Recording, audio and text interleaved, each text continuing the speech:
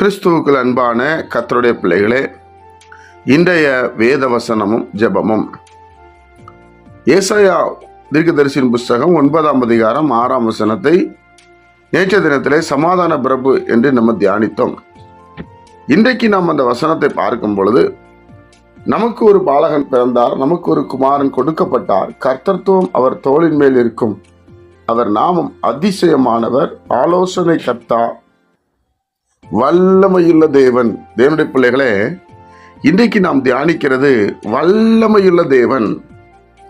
நம் ஆண்டவராகிய இயேசு கிறிஸ்துவுக்கு ஒரு பெயர் கொடுக்கப்படுகிறது, அவர் வல்லமையுள்ள தேவன்.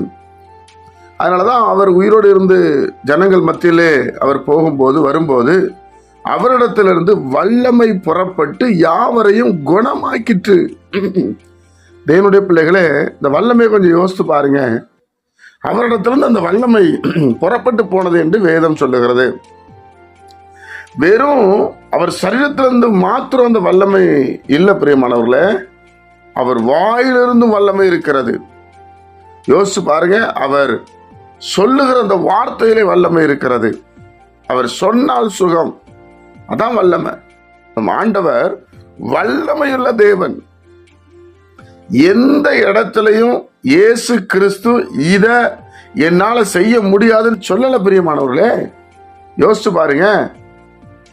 தேவனுடைய பிள்ளைகளே, அவர்களுடைய பாவங்களை சுட்டி காட்டாம அற்புதங்களை செய்யறாரு.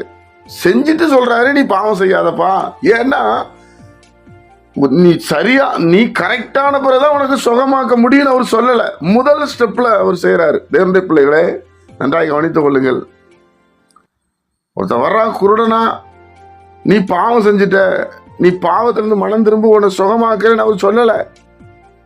அவர் என்ன முதல்ல சரி பண்ணிட்டு அப்புறம் அவன்ட்டு சொல்றாரு. அதான் வல்லமை. என்னுடைய பிள்ளைகளை, இன்றைக்கு அப்படிப்பட்ட ஒரு உன்னதமான தேவனை நாம் ஆராதிக்கிறோம்.